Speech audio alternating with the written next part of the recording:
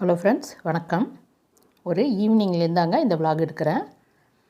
நைட்டுக்கு கொஞ்சமாக சிக்கன் இருந்தது, அதனால் அவங்க 3 பேருக்கு தானேன்னு கொஞ்சமாக சிக்கன் பிரியாணி செஞ்சு நைட்டுக்கு அவங்களுக்கு கொடுத்துட்டேன். அதெல்லாம் ஈவினிங்கே முடிச்சுட்டு இது மறுநாள் காலையில் காயெல்லாம் கொஞ்சம் கொஞ்சம் இருந்தது, பீன்ஸும் கேரட்டும், அதை பொரியலுக்கு அரிஞ்சிட்டேன். சொரைக்காய் மீதி கொஞ்சம் பாதி இருந்தது, ஒரு நாள் செஞ்சுட்டு அதையும் போட்டு ஒரு சாம்பார் வச்சுக்கிட்டேன். அதுக்கப்புறமா அரிபரியில் ரொம்ப சமையலை எடுக்கவே முடியலைங்க. அதுக்கப்புறம் நான் என்ன செஞ்சேன்னா, ஒரு காராமணியில் ராஜ்மா அது வேக வச்சு உள்ளே வச்சுருந்தேன்.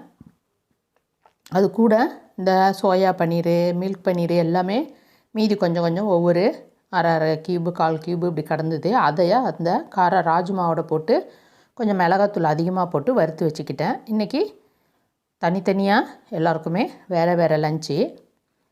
அதனால் ஒவ்வொரு நாளும் இப்படி காய்கறி கொஞ்சம் கொஞ்சமாக இருக்கிறப்ப அவங்களுக்கு பிடிச்சதை செஞ்சு கொடுத்துருவேன். என் பேரனுக்கு எப்போதுமே அவன் கேட்குறத மட்டும்தான் செஞ்சு கொடுப்பேன். மற்றவங்களுக்கு கொஞ்சம் அட்ஜஸ்ட் பண்ணி அதுக்கு தகுந்த மாதிரி செஞ்சுப்பேன். இவங்க இன்றைக்கி சீக்கிரம் முன்னாடியே கிளம்புறவாசி அவங்களுக்கு இந்த லஞ்செல்லாம் எடுத்து கட்டி வச்சுட்டேன். இன்றைக்கி ரசம் வைக்கலனா, ஏன்னா சப்பாத்தியும் கூட போடுறவாசி சாதம், சாம்பார், இந்த 2 பொரியலோட சாம்பாரும் தயிரும் வச்சு அனுப்பிட்டேன். இன்றைக்கி குக்கும்பர் அரிஞ்சு வைக்கக்கூட டைமே இல்லை.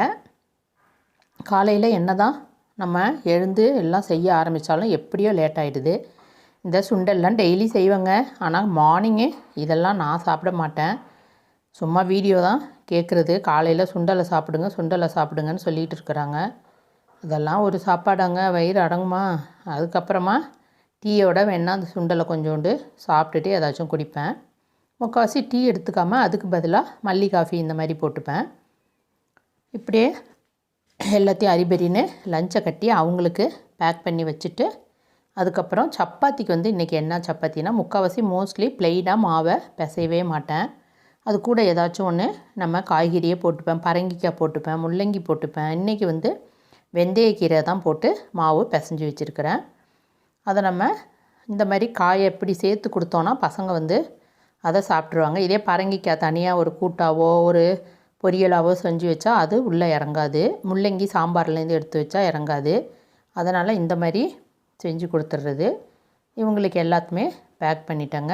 சாம்பார் வச்சுட்டு தயிர் தாளித்து விட்டுட்டு கொஞ்சம் சிப்ஸும் எடுத்து வச்சுருக்கேன். இது எல்லாத்தையும் கொடுத்து அவங்கள கிளப்பிடுவோம். அதுக்கப்புறம் தான் சப்பாத்தி பிசைய வந்தேன்.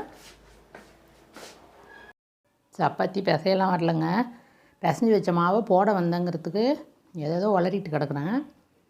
அதை என்னமோ ரொம்ப ஸ்டைலாக இப்படி புடவை மாதிரி கொசுவி எப்போதும் போட்டுருவாங்க. இன்றைக்கி ஏதோ வீடியோ பார்க்குற எஃபெக்ட் நமக்கும் கொஞ்சம் இருக்க வேண்டாமான்னுட்டு என்னமோ இப்படியெல்லாம் அறுத்து அதை சேர்த்தாக்கா அது நல்லா ஒட்டிக்குது, வரவே இல்லை.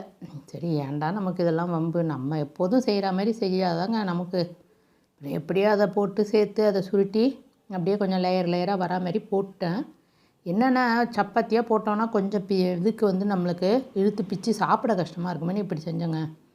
அது ஆனால் நல்லா தான் இருந்ததுன்னாங்க. ரொம்ப ஸ்டைலாக அதையும் எல்லாமே இந்த பிஸா கட்டரெல்லாம் தான் கட் பண்ணி அப்படியே வீடியோலாம் காட்டுற மாதிரி இப்படி திருப்பி விட்டு ஒரு சில்வர் ஃபாயிலெலாம் வச்சு இன்றைக்கி கொடுத்தேன். எல்லாம் கொஞ்சம் நேரம் காலம் தான் செய்யுது இந்த வேலையெல்லாம். நேரம் இல்லைன்னா இதெல்லாம் நம்மளால் செய்ய முடியாது. இன்றைக்கி ஏதோ கொஞ்சம் டைம் இருந்துச்சு போல இருக்குது, எல்லாம் இதெல்லாம் செஞ்சு வச்சு கொடுத்துருக்குறேன். என்னமோ ஒரு வீடியோவில் பார்த்தேங்க, இந்த சில்வர் ஃபாயிலில் சுற்றி வச்சாக்கா கொஞ்சம் நல்லா சாஃப்டாகவும் இருக்கும், சூடும் ஆறாது அப்படின்னு. ஆனால் அது கெடுதலும் கூட சொல்கிறாங்க. ரொம்ப கொதிக்க அப்படி வச்சாலும் நல்லது இல்லைங்கிறாங்க.